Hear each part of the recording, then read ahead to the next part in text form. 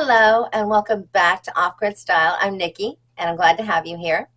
We are continuing our series on urban survival with a video today on how to find and forage for food in an urban SHTF situation.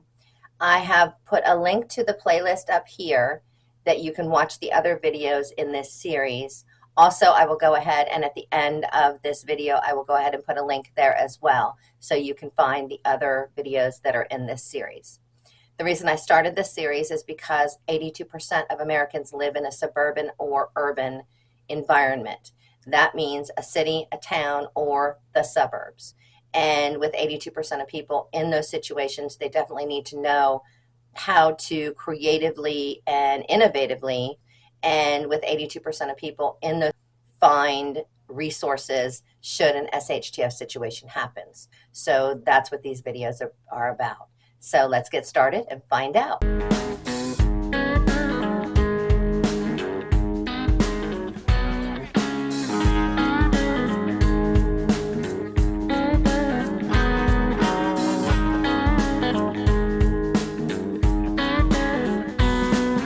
First, we're going to talk about immediate food sources after a disaster in an urban environment.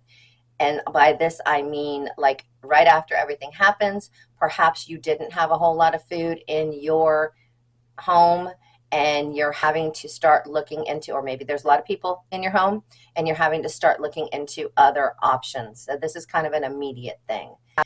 Immediately, you should know who is still around you and who isn't. Perhaps people have left. Who knows what the situation is, and it is very dependent upon the situation you're in, but start thinking about homes and abandoned places that you can go to immediately get some food to feed yourselves, whoever you might need to be feeding.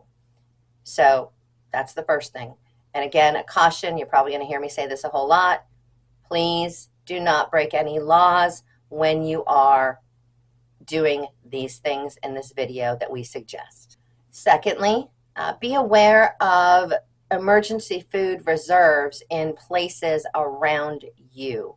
By that I mean community centers, public buildings, shelters, schools, any of those things. Again, not breaking any laws. This would be a situation where perhaps, God forbid, there aren't that many survivors of an SHTF situation.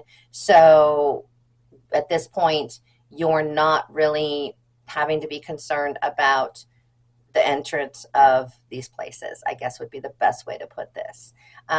Look for and think about, locate places that you could go to that would have some emergency food storage options for you. Urban foraging is next, and we do have a video on this, on foraging for edible plants and weeds. And I should have a card up here showing up shortly that will tell you how to get to that video, or you can always just go to our channel and watch it. But it is very educational, and this is something that you can supplement your diet with while in this urban SHTF situation.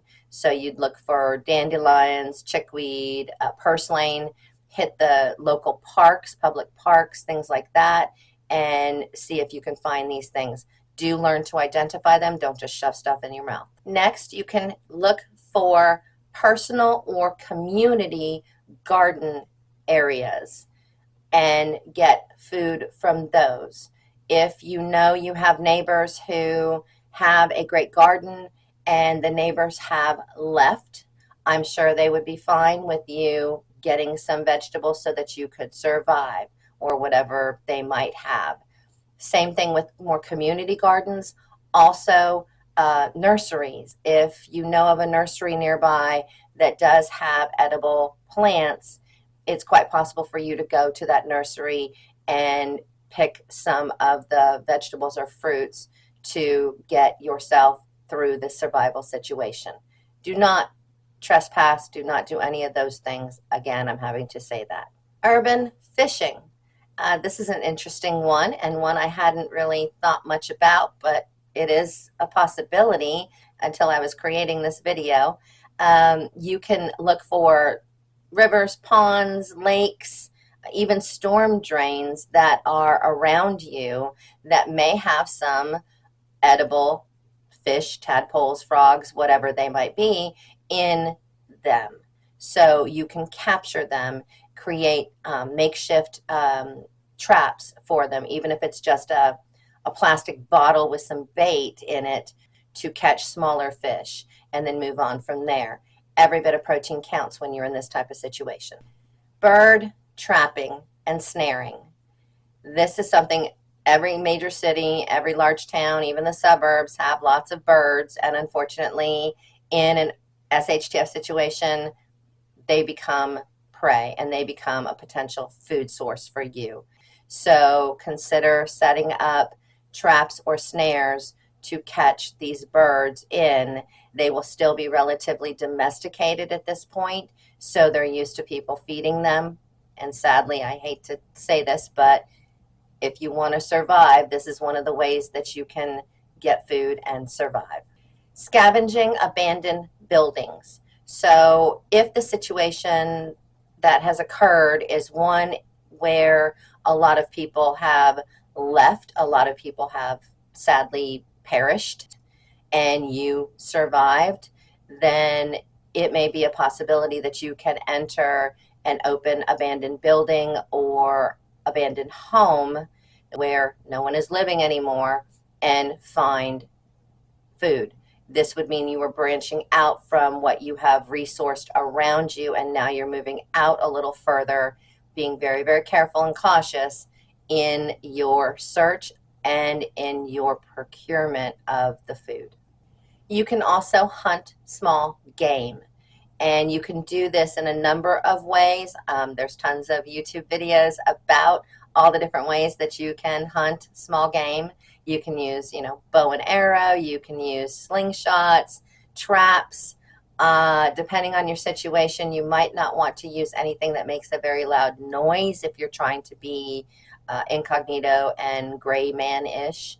So you may want to consider how quiet you need to be to find and capture and secure your prey. Squirrels, rabbits, other small animals like that. You can definitely set traps for them, snares for them, practice the bow and arrow, those kinds of things. Look for trees and bushes that are fruit bearing.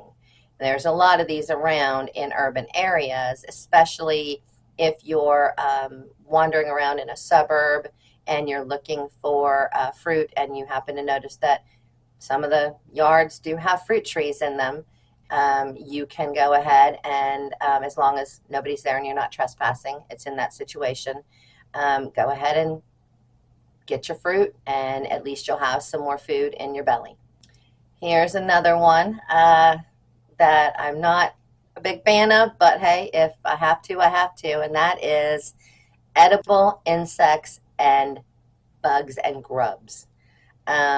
We have a video on it, and I am going to go ahead and link all these videos in the comment section as well, so you can find them that way instead of clicking on a card and disappearing from this video. But be all that as it may, you need to learn and identify what you can and can't eat when it comes to insects and grubs. They're a source of protein, they're a source of fiber, so this is something that you seriously need to consider if you're in this SHTF situation. You need to immediately, as soon as you realize how bad it is, begin growing food. You should have seeds already. God knows we all preach, have your seeds. Begin growing food, and whatever you can grow food in, whether it be pots from underneath your cabinet sink or cabinets, or tires, or whatever you might have that you can grow food in. You need to begin immediately growing food so that after a few weeks, months, whatever it might be, however long it takes to grow, you have fresh food to eat. And so you're already beginning to provide yourself sustainability. Well, I hope you enjoyed this video on how to procure food in an urban SHTF situation. Like I said, it's one in a series, and I hope you'll look for the other ones. You can find them actually in their own playlist on the channel. And again, I'm going to put a link in the comments so that you can find them that way as well. Please let me know if you have any comments, suggestions, ideas, anything that you're doing that I might not have mentioned in the video, because I'm sure there's lots of other ideas out there. You all are very, very smart and innovative. Please like the video. That tells YouTube that we found you and they put us in the right spot. So we really appreciate that. And I hope you all have a good day.